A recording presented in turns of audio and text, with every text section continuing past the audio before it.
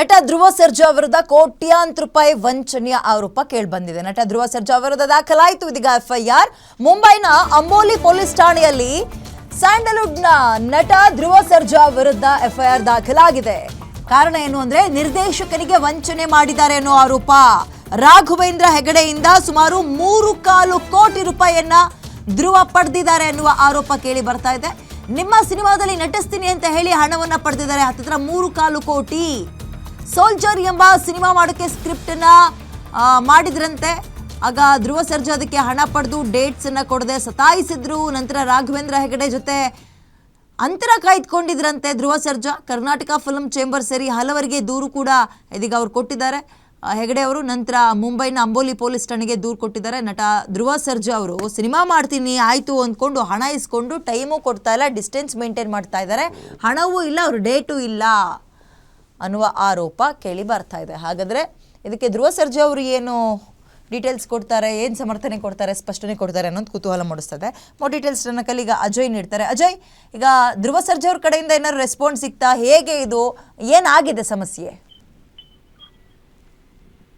ವಿಜಯ, ಸದ್ಯಕ್ಕೆ ಧ್ರುವ ಸರ್ಜಾ ಅವರು ಹೈದರಾಬಾದ್ ಅಲ್ಲಿ ಇದ್ದಾರೆ ಅನ್ನೋ ಮಾಹಿತಿ ಸಿಗ್ತಾ ಇದೆ. ಇನ್ನೂ ಕೂಡ ಯಾವುದೇ ರೀತಿಯಾದಂತ ಕ್ಲಾರಿಫಿಕೇಶನ್ ಅವ್ರು ಕೊಟ್ಟಿಲ್ಲ. ಅಂದ್ರೆ ಈಗ ಅವರ ಮ್ಯಾನೇಜರ್ ಆಗಿರ್ಬೋದು, ಅವರ ಪೇರ್ ಏನಿದ್ರೆ ಅವ್ರ ಹತ್ರ ಮಾತುಕತೆಯನ್ನ ಮಾಡುವಂತ ಸಂದರ್ಭದಲ್ಲಿ ಅವರು ಇನ್ನೊಂದು 10 ನಿಮಿಷ ಅಥವಾ 15 ನಿಮಿಷದಲ್ಲಿ ಒಂದು ವಿಡಿಯೋ ಬೈಟ್ ಅನ್ನ ಕೂಡ ಕಳಿಸಿ ಅದಕ್ಕೆ ಕ್ಲಾರಿಫಿಕೇಶನ್ ಕೊಡುವಂತ ಕೆಲಸವನ್ನ ಮಾಡ್ತಾರೆ ಅಂತ ಕೂಡ ಮಾಹಿತಿ ಸಿಗ್ತಾ ಇದೆ. ಅಂದ್ರೆ ಪ್ರಮುಖವಾಗಿ ಇಲ್ಲಿ ನಟ ಧ್ರುವ ಸರ್ಜಾ ಮೇಲೆ ಮುಂಬೈನ ಒಂದು ಅಂಬೋಲಿ ಪೊಲೀಸ್ ಠಾಣೆಯಲ್ಲಿ ಒಂದು ವಂಚನೆ ಪ್ರಕರಣ ದಾಖಲಾಗಿರುತ್ತೆ. ಯಾಕಂದ್ರೆ 2016ರಿಂದ 2018ರವರೆಗೂ ರಾಘವೇಂದ್ರ ಹೆಗಡೆ ಜೊತೆ ಅವರು ಧ್ರುವ ಸರ್ಜಾ ಅವರು ಒಂದು ಕಾಂಟ್ಯಾಕ್ಟ್ ಅನ್ನ ಇತ್ತು, ಜೊತೆಗೆ ಕೂಡ ಕೆಲಸವನ್ನ ಮಾಡ್ತಾ ಇದ್ರು. ಆ ನಂತರ 2019ರಲ್ಲಿ ಒಂದು ಒಪ್ಪಂದವನ್ನ ಮಾಡ್ಕೊಂತಾರೆ.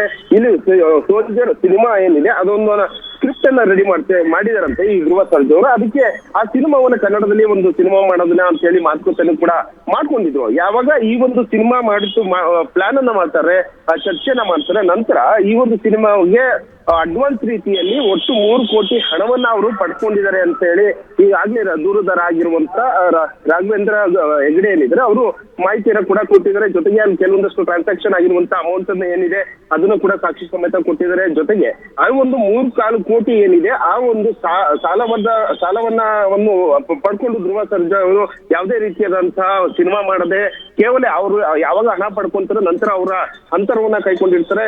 ಹೀಗಾಗಿ ಸಾಕಷ್ಟು ಬಾರಿ ಧ್ರುವ ಸರ್ಜಾರ್ಗೆ ಕಾಂಟ್ಯಾಕ್ಟ್ ಮಾಡುವಂತ ಕೆಲಸವನ್ನ ದೂರುದಾರ ಮಾಡಿರ್ತಾರೆ. ಅದು ಕೂಡ ಅದಕ್ಕೆ ರೆಸ್ಪಾಂಡ್ ಅನ್ನ ಕೂಡ ಮಾಡಿರಲ್ಲ. ನಂತರವಾಗಿ ಇದೇ ಸಿನಿಮಾಗೆ ಕಾಪಿರೈಟ್ಸ್ ಆಗಿರ್ಬೋದು, ಜೊತೆಗೆ ಪಬ್ಲಿಸಿಟಿ ಅಂದ್ರೆ ಪ್ರಮೋಷನ್ ವಿಚಾರವಾಗಿ ಮತ್ತೆ ಒಂದು ಹಣವನ್ನ ಕೂಡ ಬೇಡಿಕೆನ ಇಟ್ಟಿರ್ತಾರೆ ಧ್ರುವ ಸರ್ಜಾ.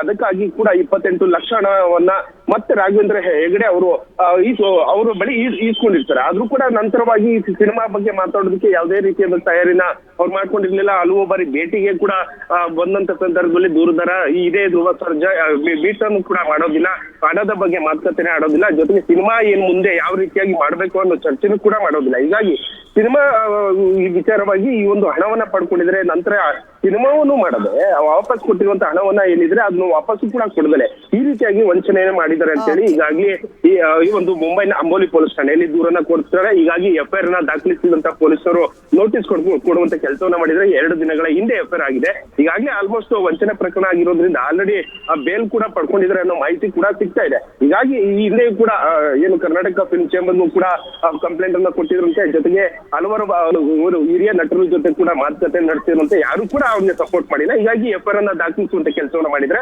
ಹೀಗಾಗಿ ತನಿಖೆಯನ್ನು ಕೂಡ ಪೊಲೀಸರು ನಡೆಸ್ತಾ ಇರುವಂತದ್ದು. ವಿದ್ಯಾ, ಓಕೆ, ಧನ್ಯವಾದ ಅಜಯ್ ಡೀಟೇಲ್ಸ್ಗೆ. ಈಗ ಒನ್ ಸೈಡ್ ಅಥವಾ ಒನ್ ವೇ ಆಗೋದು ಬೇಡ. ಈಗ ಅವ್ರು ಏನಾದರೂ ಸ್ಪಷ್ಟನೆ ಕೊಡ್ತಾರಲ್ಲ ಅದನ್ನು ಕಾಯಬೇಕು. ಅದಾದಮೇಲೆ ಎಲ್ಲಿ ತನಕ ಬಂದಿದೆ, ಏನು ಒಪ್ಪಂದ ಆಗಿತ್ತು, ಹಣ ಎಷ್ಟು ಇಸ್ಕೊಂಡಿರೋದು ನಿಜ ಅಂದರೆ ಇವರೇನಾದರೂ ಟೈಮ್ ಸ್ವಲ್ಪ ಪೋಸ್ಟ್ಪೋನ್ ಮಾಡಿದ್ರಾ?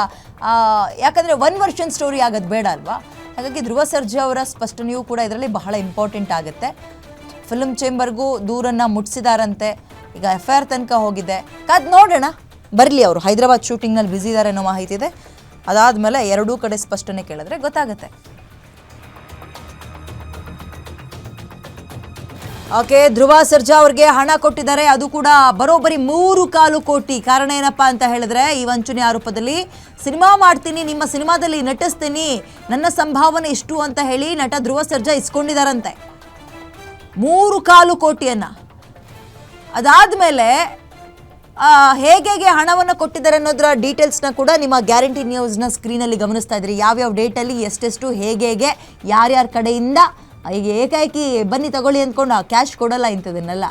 ಹಾಗಾಗಿ ಅದನ್ನು ನೋಡ್ತಾ ಇದ್ರಿ ಯಾವ್ಯಾವ ಕಂಪನಿಯಿಂದ ಎಷ್ಟೆಷ್ಟು ಯಾವ್ಯಾವ ಡೇಟಿಗೆ ಹಣ ಪಾವತಿಯಾಗಿದೆ ಅಂತ. ವಿಚಾರ ಏನು ಅಂತ ಈಗ ನೀವು ಟಿ ವಿ ಹಾಕ್ಕೊಂಡಿದ್ರೆ ವೆರಿ ಕ್ವಿಕ್ಕಾಗಿ ನಿಮ್ಮ ಗಮನಕ್ಕೆ ತರ್ತೀನಿ. ಸೋಲ್ಜರ್ ಅನ್ನುವಂತಹ ಸಿನಿಮಾ ಮಾಡ್ತೀನಿ ಅಂತ ಧ್ರುವ ಸರ್ಜಾ ಒಪ್ಕೊಂಡಿದ್ರಂತೆ. ಅದಕ್ಕೆ 3.25 ಕೋಟಿ ಹಣವನ್ನು ಹಂತ ಹಂತವಾಗಿ ಪಡೆದುಕೊಂಡಿದ್ದಾರೆ. ಹಣ ಪಡೆದುಕೊಂಡಾದ್ಮೇಲೆ ಪುಣ್ಯಾತ್ಮ ನಾಪತ್ತೆ ಅಂದರೆ ನಮ್ಮ ಕಾಲಿಗೆ ರೆಸ್ಪಾಂಡ್ ಮಾಡ್ತಾ ಇಲ್ಲ, ಸಿನಿಮಾದ ಡೇಟ್ ಕೊಡ್ತಾ ಇಲ್ಲ, ನಮ್ಮಿಂದ ಡಿಸ್ಟೆನ್ಸನ್ನು ಮೇಂಟೈನ್ ಮಾಡ್ತಾ ಇದ್ದಾರೆ. ಇವೆಲ್ಲವೂ ಆರೋಪ ಕೇಳಿ ಬಂದಿರೋದು, ನಾವು ನಿಜ ಅಂತ ಹೇಳ್ತಾ ಇಲ್ಲ. ರಾಘವೇಂದ್ರ ಹೆಗಡೆ ಇವರು ಆರೋಪ ಮಾಡ್ತಾ ಇದ್ದಾರೆ. ನಿಮ್ಮ ಸಿನಿಮಾದಲ್ಲಿ ನಟಿಸ್ತೀನಿ ಅಂತ ಹಣವನ್ನು ಪಡೆದುಕೊಂಡಿದ್ದಾರೆ. ಈಗ ನೋಡಿದ್ರೆ ಒಂದು ಕಾಂಟ್ಯಾಕ್ಟಿಗೆ ಸಿಗ್ತಾ ಇಲ್ಲ. ಸೋಲ್ಜರ್ ಸಿನಿಮಾ ಮಾಡೋಕ್ಕೆ ಸ್ಕ್ರಿಪ್ಟನ್ನು ರೆಡಿ ಮಾಡಿದ್ರಂತೆ. ಈಗ ಈ ಆರೋಪಕ್ಕೆ ಸ್ಪಷ್ಟನೆ ಸಿಗಬೇಕಾಗಿರೋದು ಧ್ರುವ ಸರ್ಜಾ ಅವ್ರ ಕಡೆಯಿಂದಲೂ ಕೂಡ. ಈಗ ಆಲ್ರೆಡಿ ಇದು ಬೇರೆ ರಾಜ್ಯದಲ್ಲಿ FIR ಆಗಿದೆ ಈ ಪ್ರಕರಣ. ನೋಡೋಣ, ಧ್ರುವ ಸರ್ಜಾ ಅವರು ಇದಕ್ಕೆ ಇಲ್ಲಿಗೆ ಬಂದು ಸ್ಪಷ್ಟನೆ ಕೊಡಬೇಕು ಅಂತ ಏನಿಲ್ಲ. ಸುದ್ದಿ ವೈರಲ್ ಆಗ್ತಾ ಇದೆ. ಅವರ ಅಭಿಮಾನಿಗಳಲ್ಲೂ ಕೂಡ ಏನಪ್ಪ ನಮ್ಮ ಬಾಸ್ ಬಗ್ಗೆ ಇಂಥ ಸುದ್ದಿ ಬಂದ್ಬಿಡ್ತಲ್ಲ ಅಂತ ಕೇಳ್ತಿರ್ತಾರೆ.